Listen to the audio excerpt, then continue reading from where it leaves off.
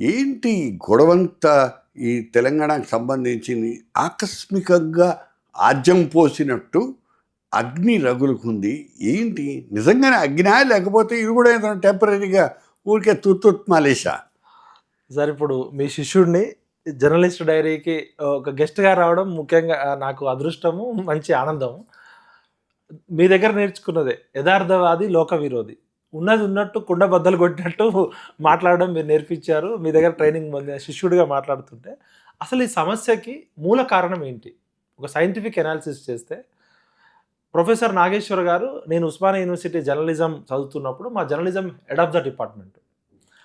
ఆయన దగ్గర మేము ట్రైనింగ్ పొందింది ప్రశ్నించడము, విశ్లేషించడము, నిజాయితీగా ఉన్నది ఉన్నట్టు చెప్పడం అనేది ఆయన చెప్పారు కదా.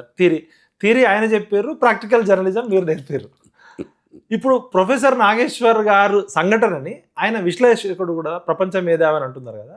నాగేశ్వర్ గారు వల్ల జరిగిన ఈ రచ్చని మనము జర్నలిజం వాల్యూస్తో, నైతిక విలువలతో విశ్లేషిద్దాం.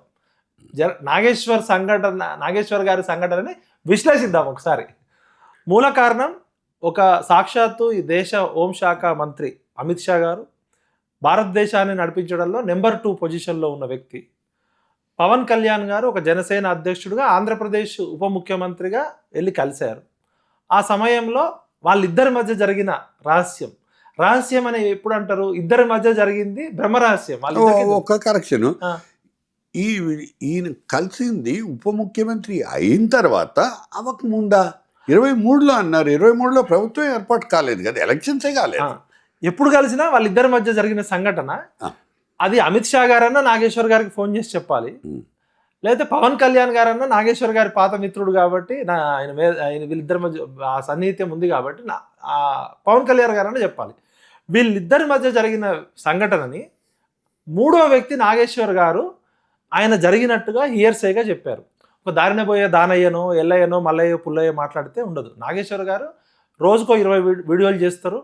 ఆయన వృత్తిలో భాగంగా ఆయన దాని ద్వారానే ఆయనకు ఉపాధి, దానిలో భాగంగా చేశారు. అయితే ఆయన క్యాజువల్గా మాట్లాడినట్టుగా ఒక అమిత్ షా గారి స్థాయి కానీ, ఒక బీజేపీ పార్టీ భవిష్యత్తు కానీ, ఒక జనసేన పార్టీ పవన్ కళ్యాణ్ గారి స్థాయి, ఆయన పార్టీ భవిష్యత్తు, టీడీపీ పార్టీ, ఈ 3 పార్టీలు దేశంలో కూటమిలో భాగంగా ఉన్నాయి.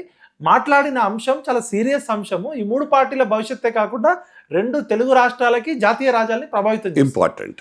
నాగేశ్వర్ గారి దృష్టిలో అది చిన్న అంశం అయి ఉండొచ్చు, కానీ ఆయన ప్రపంచ మేధావి, ఇరాన్ దగ్గర నుంచి చంద్రమండలం దగ్గర నుంచి భూగర్భ జలాల వరకు అన్ని మాట్లాడతాడు. ఆయన అద్భుతమైన మేధావి, we have to hats off.